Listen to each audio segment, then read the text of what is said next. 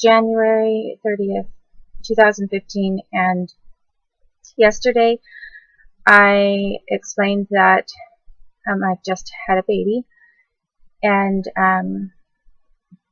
was a baby girl, and that's something that has been going on in the background while I've been doing these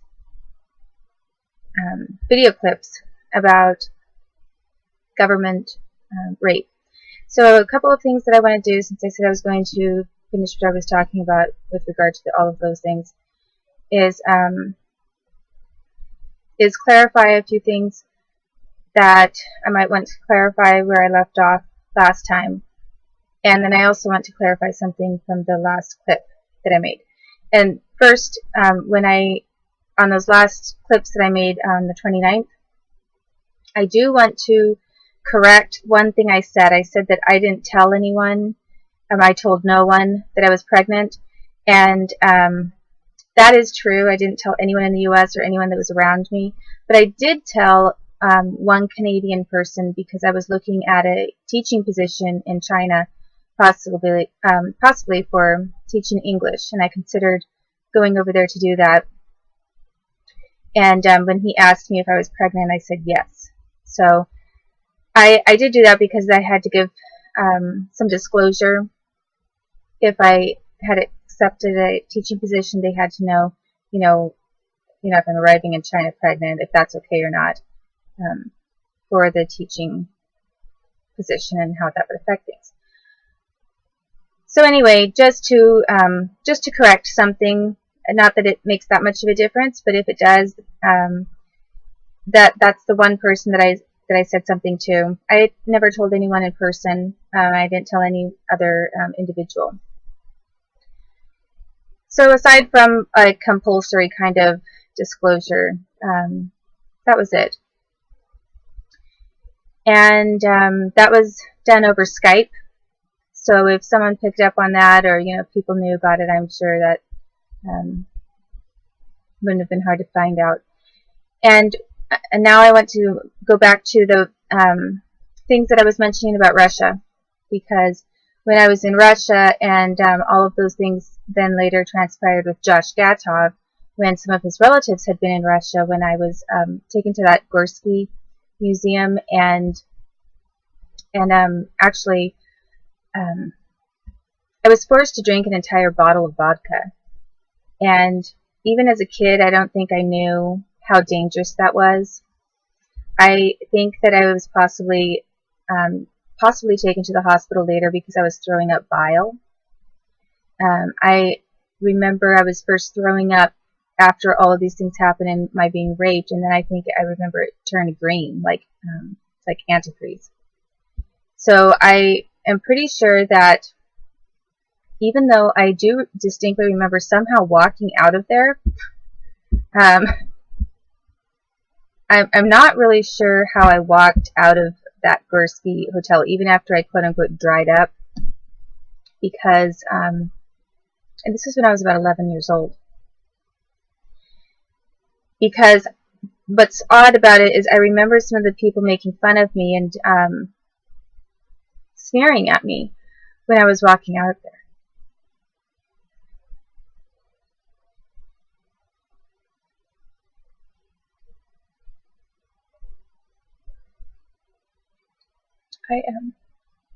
I experienced a lot of hatred, and that was sort of a consequence of people stealing a lot of money from me and using me and making a lot of money off the songs that I wrote, and profiting off of my talent, and then becoming really aggressive against me. I mean, hating me as if I were their number one public enemy, as if I were, the number one challenge to Bill Gates kind of a thing. I mean, they treated me not like I was 11 years old. They treated me like I was some kind of a tough mobster who owned a quarter of the world's fortune that they all wanted to take down. I mean, that is how I was treated. And And it was really odd because there were all these adults who hated me. I mean, they viciously, vehemently hated my guts. And I'm sure part of that was from fear that they had all done so many bad things to me. I could talk about it and jeopardize their own positions and their family's positions that they worked so hard by criminal means to protect. But, and then also, as I've said, I had a whole bunch of little plots everywhere. I was always getting set up, always being made to look really bad to different groups of people, so that, there was definite, deliberate incitement of hatred against me. And I was made to look like I was killing people. I was responsible for torturing people. I was cold-hearted, ruthless.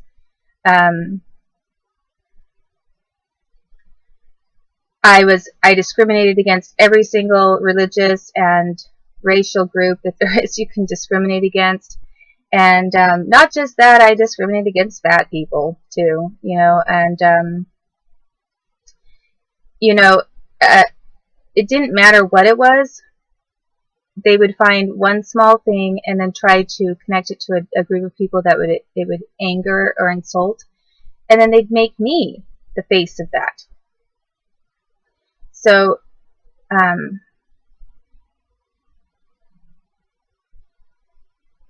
somehow, even through all that, I think what really made them mad is that I sometimes held my head up anyway. And I was pretty confident about myself. I felt secure about myself. I wasn't, and I thought some of them were stupid. I mean, really. I thought, they are adults, but they're acting like this. So there were times that I did feel superior because I was acting superior to the way they were acting. I'm not saying I was a superior person, but my conduct was superior to theirs. And I think they knew it, and they really resented that even more. So it agitated them more and made them want to drag me down and have me look despicable in any way that they could. So anyway, when I was coming out of that Gorski Museum, like I said, I remember some of the people that were around, but I am not quite sure what happened. I don't know if I just passed out all of a sudden or what, because I was then in the hospital, and I do know that when I was in that museum, I was throwing up bile.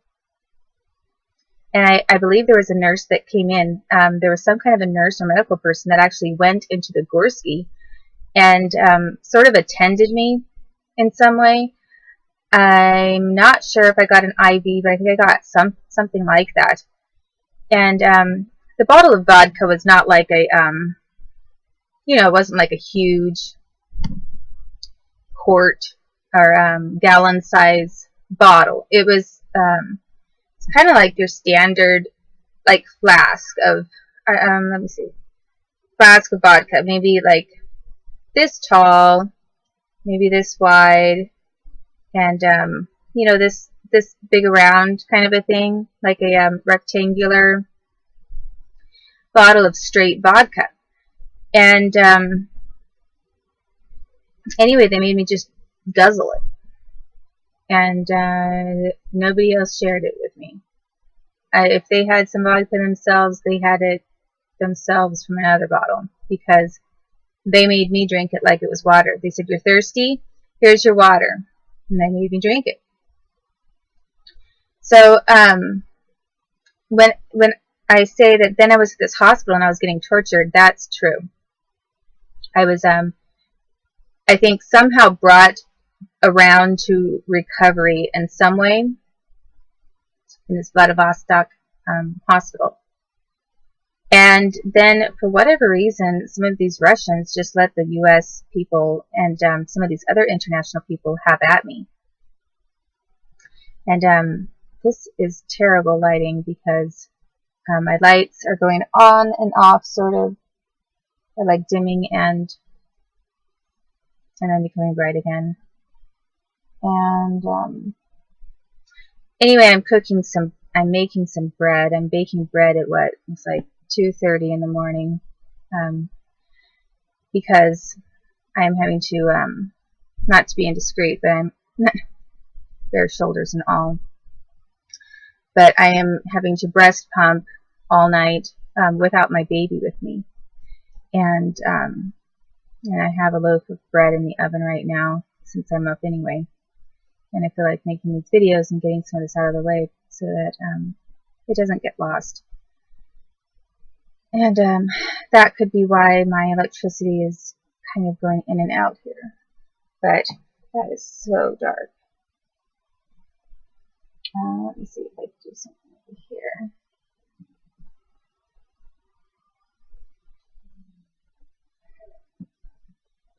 I don't know if that helps. Not really. Just turned off my heater to see if that would help with the electrical flow, but I think it's probably a power thing with my bread in the oven. So anyway,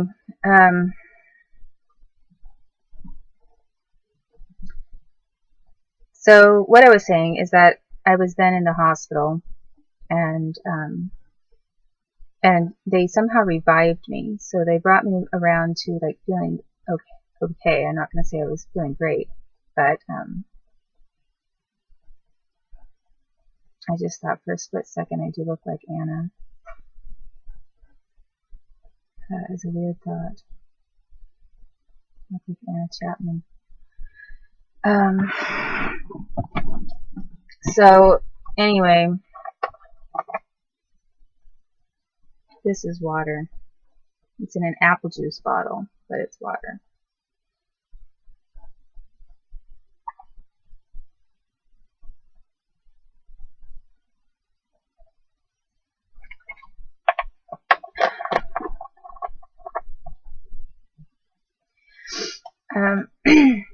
So here I was in this Vladivostok hospital, and the Russians, for some reason, allowed some of these U.S. people and international people to have at me. And it was a closed room. I'm not sure. It wasn't like a curtain, just a curtain or anything. It was like a totally closed off room. And some of the people that came in to start interrogating me, a lot of it had to do, they started bringing up a lot of things about Katie Middleton again. And when I had been at that museum, and they raped me and had me drink and everything, a couple of the people were saying things like, you know, that I was a slut, and